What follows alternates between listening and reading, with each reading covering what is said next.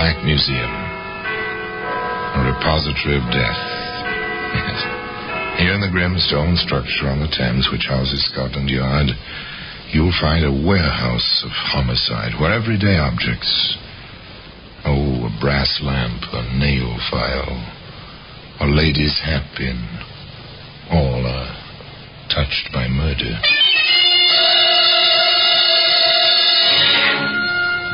Here's a receipt.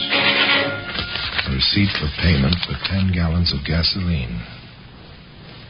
Familiar object. You've had it many times yourself if you drive a car, but this particular receipt. Your receipt, Inspector. Tanks full, oil and water fine. Thank you. Quite a receipt you hand out. My partner's idea. He likes it. Look at this, Sergeant. Stamped with a gallows, complete with corpse, and marked settled. Rather appropriate, eh? Well, today, as I told you, this receipt lies in its proper place, an honored place, in the Black Museum.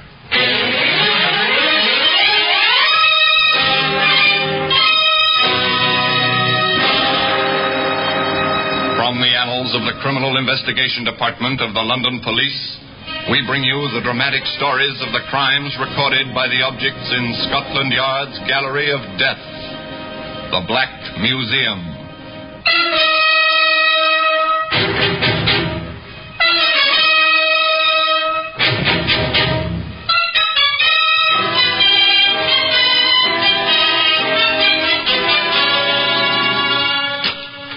Here we are, the Black Museum, Scotland Yard's museum, a museum of murder. Here lies death, arranged in glass cases, lined along the shelves on the tables, larger objects standing on the floor. Over there's an old-fashioned trunk. There's nothing in this trunk but some old clothes. The clothes led to a furnace. The things in the furnace led a man to the gallows. There's a teacup and its saucer. Charming, graceful, real bone china. But the contents were deadly. Here we are. Here's the receipt I told you about. Settled, it says. Paid in full. 10 gallons of gas. From the evidence, Police Constable Matthews had anything but murder on his mind that very early morning, an hour before dawn, as he patrolled the quiet country road near his home in F6. Summer must be almost over. Cold this time of morning. Not even false dawn yet. Nights are getting longer. Pleasant enough this tour during summer. Lonely a bit, I suppose. Gives a man time for thinking. What do I think about Ellen and the breakfast she'll have for me? Egg, bit of bacon, cup of tea, then some sleep. Ridiculous. Grown man sleeping in broad daylight when you come to think of it. Well, company coming. Seems to be travelling at quite a rate. Too fast even this time of night. From that car, pull over here!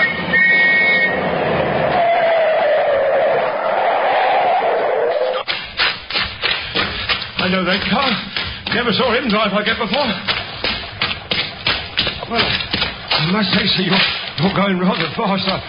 Oh. What's the idea, Constable? I'm in a hurry. Yes, so it seems. Let me see your license. I know how to drive. Where'd you come from? Longridge Garage. It's a long way from here. Called out on an emergency. I said I'm in a hurry to get back now. And this car is yours? Oh, it's mine.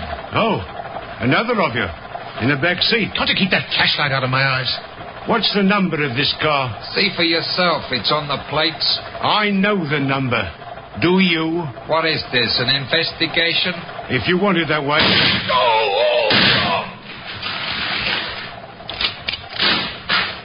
What are you doing? He's dead, all right. I'm making sure. No dead man keeps my face in his eyes. Now he's got no eyes. Hurry! We gotta get out of here!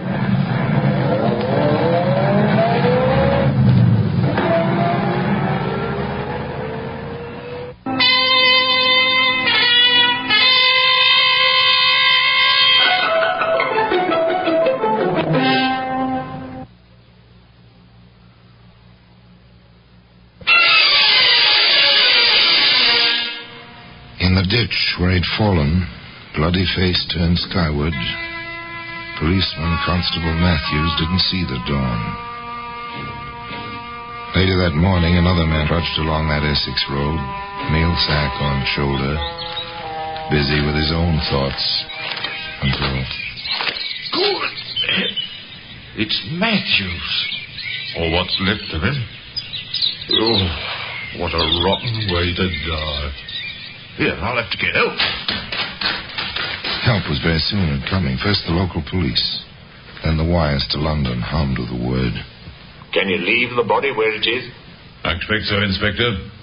He won't worry about it, poor fellow. Very well. I'll be down from the yard as soon as I can get a car. Inspector Manson and Sergeant Wright left Scotland Yard, careening out of the gates on two wheels, and roared out of London and into Essex. They set a record reaching the scene of the crime. The two policemen, quiet in their plain clothes, asked the local constable to move the crowd of curious well back from the body. Then the team from the yard went to work. A rotten killing, Inspector. Bad as I've seen. 4 bullets where one would have been enough. It looks like a cop-hater, Inspector. Turn cop killer. Lift the head a moment. Right, sir. Here they are. 2 slugs. 45. Went right through him. Oh, we never had a chance. The angle of the cheek wound, sir. From below and to the side. Back seat of the car he stopped. Tyre marks, Inspector? Right here. In the shoulder of the road. And deep enough for casks. Still holding his pencil. It's what we're all afraid of on traffic duty. What's your number and the shots. That's all. I still don't get the eyes, Inspector. Old story. Legend. When a criminal shoots a policeman, the criminal's image is supposed to be imprinted on the poor fellow's retinas. Just superstition. Let's go, Sergeant. Just superstition, but perhaps a mark, a clue, pointing to the habitual criminal. The police routine began. The tire marks were taken up in plaster casts. The bullets were turned over to ballistics. The search, the almost blind search, began. In the course of their duty, Inspector Manson and Sergeant Wright dropped in on the superintendent of the local police. Here's the car, sir, for my rounds. I can't afford to wait until the insurance company is satisfied, nor can my patients. I know you're busy, what with the murder and all that, but surely you can spare some time. What? Oh, Inspector Manson, come in. Sorry to intrude, sir, but the sergeant and I are about ready to go back to London. I see. This is Dr. Lewis, our resident practitioner. Doctor, Inspector Manson, and Sergeant Wright, Scotland Yard. How do you do? How'd you do, sir? Scotland Yard. About the murder of that poor policeman. That's right, Doctor. And the doctor's car's missing. I've been explaining to him how he'd been tied up on the killing. Which, of course, I understand. But I need my car, gentlemen. I almost missed a berth last night. Came out of my house expecting to hop into my car. No car. About what time was that, sir? About 3 a.m. First time a thing like that's ever happened round here. I see. Rather interesting coincidence. Well, how's that, Inspector? One of the familiar patterns in our work is to have a policeman attacked when he stops a stolen car. By the Lord Harry. May I, Superintendent? Of course. Will you describe the car, Doctor? Within minutes, Sergeant Wright was on the telephone. All station alarm. Dark blue Morris sedan, number TW8529. Registered in the name of Dr. Robert... Within 6 hours, it had been abandoned in a London suburb. Dr. Lewis was taken for the automobile ride of his life. Sirens screaming, tires squealing. No time to waste. This your car, Doctor? It certainly is. Give it a going over, Sergeant. Yes, sir. Let's have a look inside, Doctor. Splashes on the outside of the door. Could be blood. Yes, it might very well be.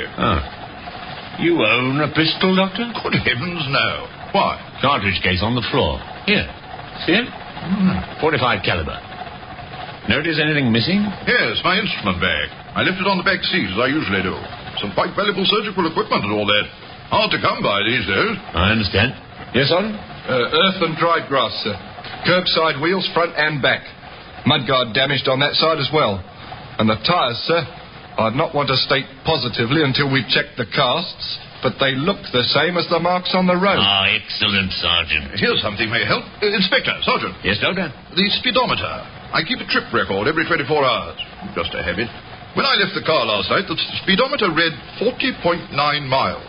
It's 84.3 now. And the car has come 43.4 miles. That may be quite a help to us, Doctor. Perhaps more than you realize.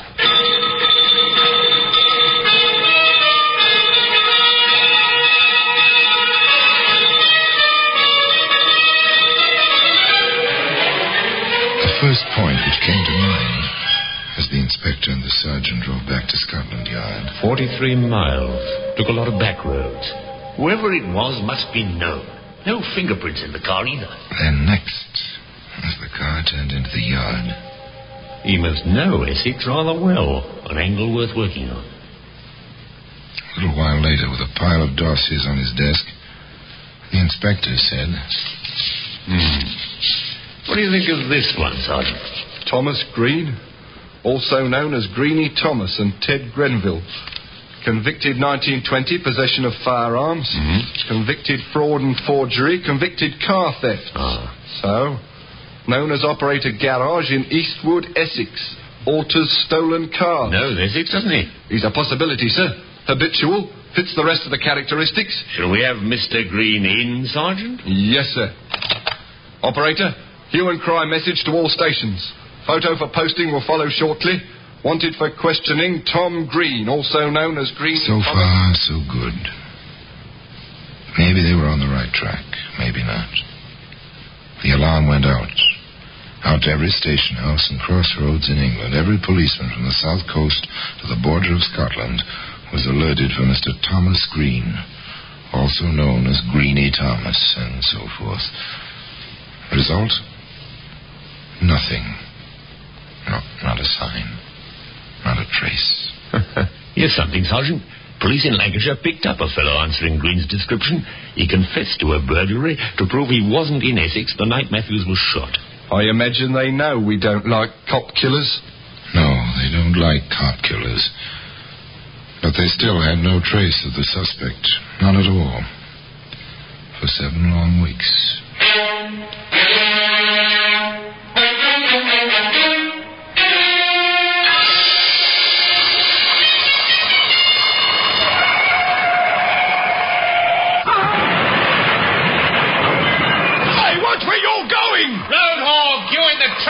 Serves you right. Yeah? Want to make something of it? Hey, what's going on here? I'll have to report this, you know. This man forced me into the wall. Is that correct, sir? You're Green. There's an order out for you. Keep back, driver, or you'll get it too. Dirty rotten. Get the number. Get the number of that car. I can't see. I got it, lad. GR5607. Well, today, as I told you, this receipt lies in its proper place. An honored place.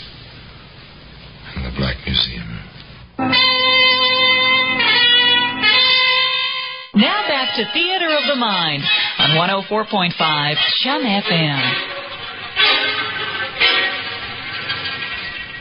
Another policeman shot. Luckily not fatally. Another car number obtained. Immediate check, yes. A stolen car. A Vauxhall this time. Several times thereafter, in the course of 10 days, that number appeared on the Scotland Yard teletype. Armed robbery. Cinema cashier.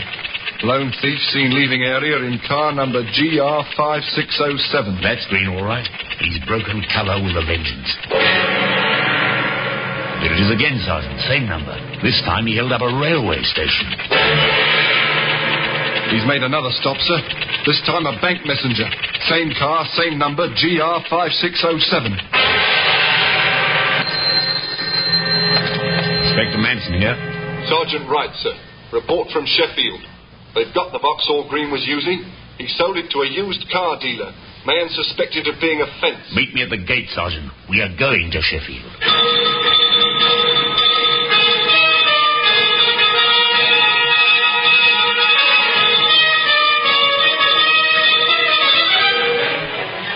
Constable Matthews was long gone, I know.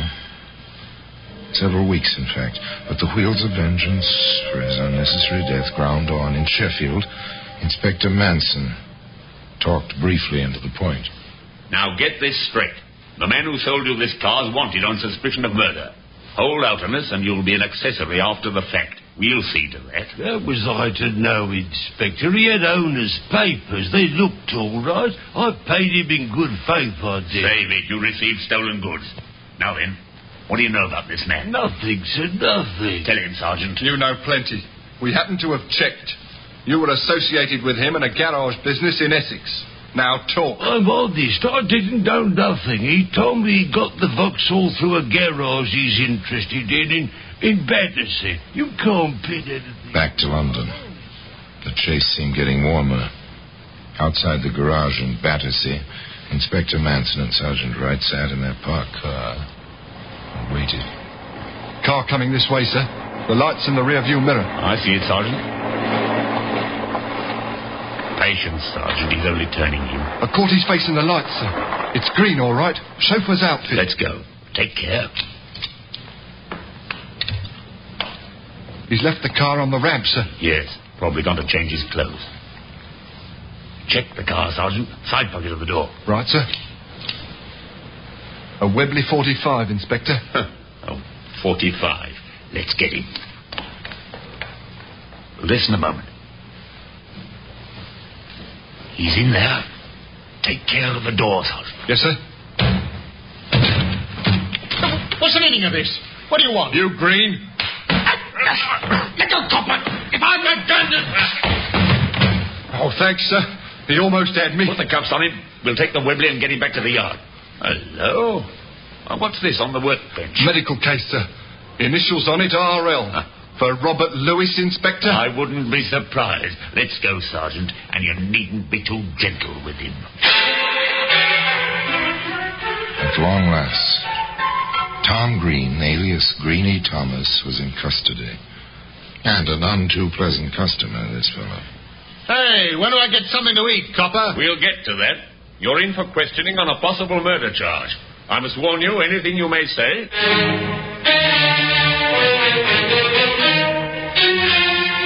Where were you on the night of October 26th last? I was in London with my girl. What's more, she'll swear to it.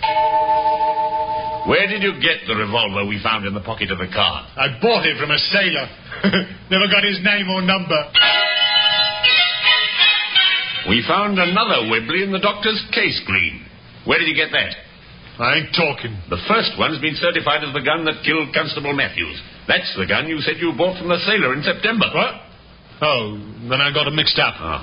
Yeah, I must have bought the gun in the case from the sailor, and the one you say killed the copper I picked up in November. So what? You got plenty of cops, haven't you, Inspector?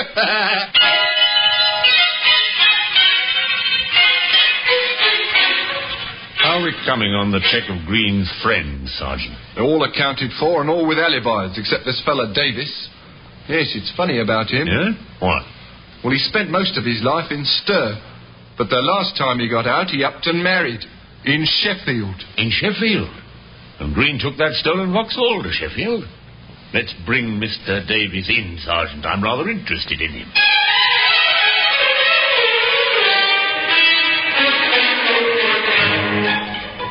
Once again, the two police officers drove their car in the direction of Sheffield. Along the road, they stopped at a service station. 10 gallons of gasoline. Handle over the oil and water. They pay the attendant and ask for a receipt. Vouchers will have to be signed in the usual police routine. Your receipt, Inspector. Tanks full, oil and water fine. Thank you. Quite a receipt you hand out. My partner's idea. He likes it. Look at this, Sergeant. Stamped with a gallows, complete with corpse. And marked settled. Rather appropriate, eh?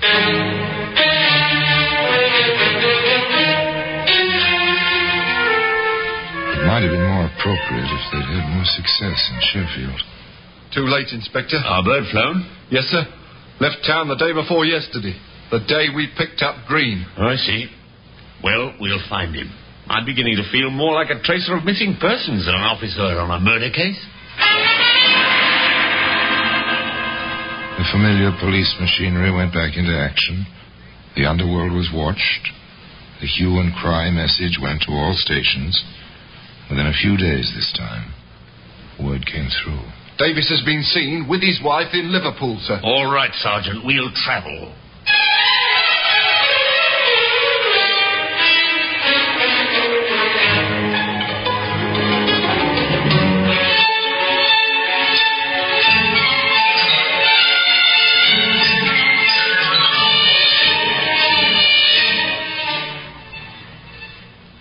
In Liverpool, they found the hideout well watched. Davis wasn't there. His wife was at home. The place was a down-at-the-heels lodging house, disreputable, filthy. Inspector Manson made a decision. We'll wait for him outside, Sergeant. I found that most men will put up a much harder struggle when their women are present. So they waited. Waited in the dark, shabby street. Far off, they could hear the foghorns of the ships in Liverpool's busy roadstead. Eerie noise they make, isn't it? I don't mind it. Seems, friendly. It depends, sir. Hey, someone just passed the 2nd Street lamp down that way, sir. Don't show yourself. Wait until he passes under the next one. We can be sure then. That's our man. When he's closer, Sergeant. Right, sir. All right, Davis, please come quietly. What the... Stay away from me. I said come quietly, Davis. Copper, why? Look me and don't take me. My wrist, you broke my wrist. Never point a gun at a police officer, Davis. He'll come quietly now, Inspector. They were quite a pair. Defiant, snarling Tom Green. Moaning, whining Davis. The inspector knew he had Green on the evidence, but the 2 bullets that had been fired from the back seat of the car were unexplained, except by the presence of a second man. Was Davis the man? How to prove it? You haven't satisfied us, Davis. You've told us Green asked you to manage his garage. That's right. I don't know nothing about October the 26th. We think you do. Were you with Green that night? I was with my wife. And Green says he was with his girl. Did you shut up the garage? No. Yes, I did. No business that night, anyway. Yes, son? A note for you, sir. Thank you. I see. Thank you. All right, Davis, Green's talked. There's nothing to talk about. He says you pulled the trigger. He says he was already in gear, and Ridgway was going to let you go when you fired from the back seat. The cop had his foot on the running board. I never did a thing. Nice timing, Sergeant. I think you'd better talk, Davis. You're for it in any case. Speak up, man. All right. Yeah, sure I was with Green that night. We picked a car to swipe down there in that Essex village. A doctor's car. We had to work fast. A dog started barking. We pushed the thing from in front of the house and got in. Greenie was driving. We'd have been fine, but that dumb cop had to stop us. He knew the car. Thought it was the doctor. But I didn't kill nobody. It was Greenie. All the way it was Greenie. I never killed nobody. Nobody. I didn't kill nobody. Nobody. All finished, Davis? Would you like to see the note Sergeant Wright handed me? No, I don't want to look. A receipt, Davis, for 10 gallons of petrol, stamped with a gallows and marked settled. And today, as I told you, that receipt can be found in a place of special honor in the Black Museum.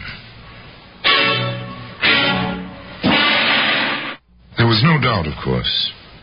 From the angle of the wounds in Constable Matthews' face, it was clear that at least 2 bullets had been fired from the back seat of the stolen car.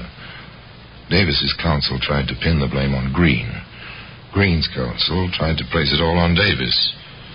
The jury found both men guilty, and both were sentenced to hang. Green tried to cheat the gallows, hiding a razor blade in his cell and cutting his wrist one night.